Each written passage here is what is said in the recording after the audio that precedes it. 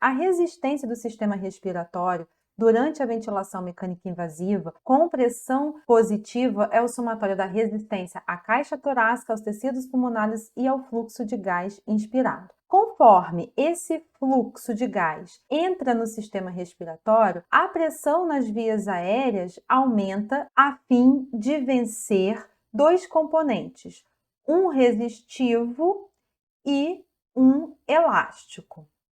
Esses dois componentes são demonstrados aqui nesta imagem. Observe que um volume de 500 mililitros é fornecido num fluxo constante de 40 litros por minuto, até o ponto 1, que é a pressão de pico inspiratória. E quando ocorre a interrupção do fluxo inspiratório devido a uma pausa inspiratória, o valor do fluxo decai abruptamente para zero e é determinada a pressão de pausa ou pressão de platô, visualizada aqui pelo número 2.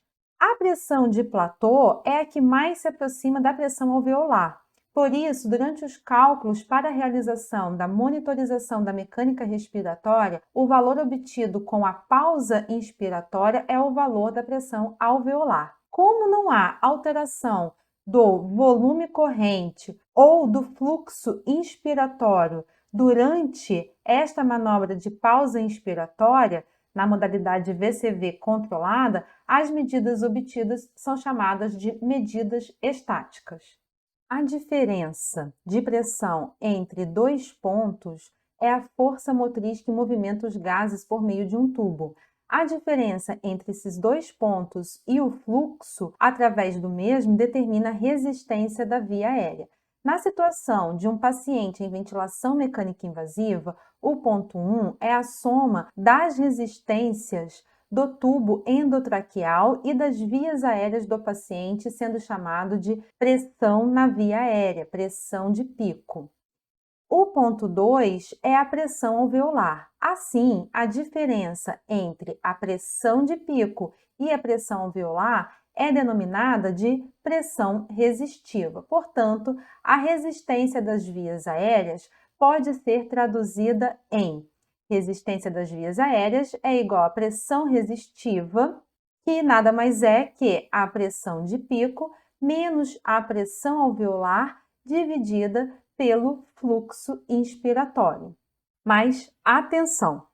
Para o cálculo da resistência é obrigatório que o paciente não realize esforço inspiratório, esteja em modo controlado. A volume, modalidade VCV, porque o fluxo tem que ser constante, onda quadrada, fluxo constante na fase inspiratória e assim realizar a pausa inspiratória. Isso é necessário porque, como foi mostrado aqui na fórmula, a resistência nas vias aéreas é a diferença de pressão entre dois pontos de um tubo. Portanto, para determinar se a variação de pressão ocorreu em virtude da variação de resistência, é necessário que o fluxo seja mantido constante entre esses dois pontos.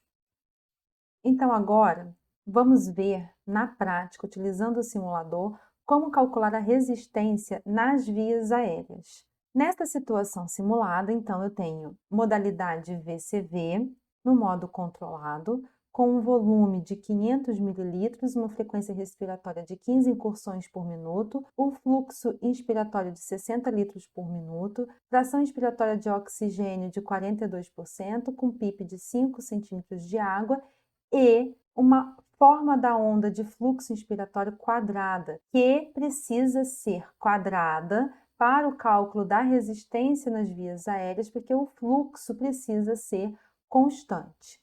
Então, agora, para calcular a resistência, de acordo com a fórmula, eu preciso da pressão de pico, que eu já tenho, basta colocar o cursor, vai me fornecer a pressão de pico, mas eu também vou precisar da pressão de platô, ou, na verdade, seria a pressão alveolar, mas que a gente obtenha, que mais se aproxima da pressão alveolar, é a pressão de platô, que é fornecida pela pausa inspiratória, né? Quando o fluxo é interrompido e atinge o valor zero. Como fazer no SDVM? Primeiro, eu vou colocar aqui no monitor ao lado a pressão de platô para que, quando fizermos a pausa inspiratória e o simulador calcular a pressão de platô, vai aparecer aqui no monitor. Então, vamos fazer a pausa inspiratória. Eu vou deixar o valor de 0,3 segundos. Eu poderia deixar até 0,5 segundos, mas não mais do que 0,5 segundos. Eu vou deixar em 0,3 segundos a minha pausa inspiratória. Aguardo alguns ciclos ventilatórios e o SDVM já me forneceu a pressão de platô. Eu vou pausar aqui para a gente conseguir ver isso no gráfico. Então, eu tenho uma pressão de pico de 19 centímetros de água e uma pressão de platô de 13,37 centímetros de água. O SDVM arredondou para 13,4. Eu vou arredondar aqui em 13 centímetros de água, só para facilitar os cálculos.